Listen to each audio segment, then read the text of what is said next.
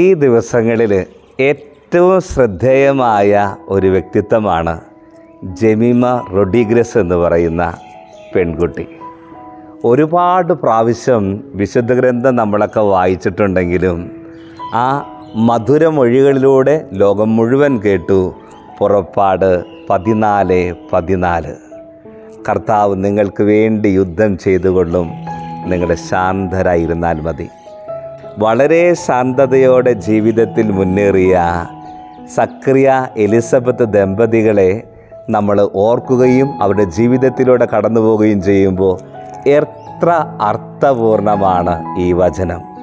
കർത്താവ് നിങ്ങൾക്ക് വേണ്ടി യുദ്ധം ചെയ്തുകൊള്ളും, നിങ്ങൾ ശാന്തരായിരുന്നാൽ മതി. വിവാഹത്തിൻ്റെ നീണ്ട കാലയളവുകൾ പൂർത്തിയാക്കി ദൈവത്തിൻ്റെ മുമ്പിലും ദൈവജനത്തിൻ്റെ മുമ്പിലും നീതിനിഷ്ഠരും വിശ്വസ്തരുമായിരുന്ന ആ ദമ്പതികളെക്കുറിച്ച് ആളുകൾ പറയും, എന്ത് നല്ല മനുഷ്യരാണല്ലേ. പക്ഷെ അവർക്ക് ദൈവം മക്കളെ നൽകിയില്ലല്ലോ.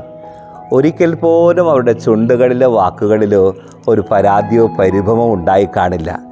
ദൈവം ഞങ്ങളെ വൻ കാര്യങ്ങളിലേക്ക് വിളിച്ചിരിക്കുന്ന ബോധ്യത്തോടെ തങ്ങളെ ഏൽപ്പിച്ച ശുശ്രൂഷയിൽ, തങ്ങളെ ഏൽപ്പിച്ച കുടുംബജീവിതത്തിൽ അവർ മുന്നേറി ദൈവത്തിൽ മാത്രം ആശ്രയിച്ച് അബ്രാഹത്തെ പോലെ ദൈവം വിളിച്ച വഴിയിലൂടെ കടന്നു വന്ന് വലിയ അനുഗ്രഹമായി മാറാൻ ആ ദമ്പതികൾ നമ്മളെ ഓർമ്മപ്പെടുത്തുകയാണ്. പ്രതീക്ഷയോടെ നീ കാത്തിരിക്കെ, ദൈവം നിൻ്റെ ജീവിതത്തിൽ ഇടപെടും.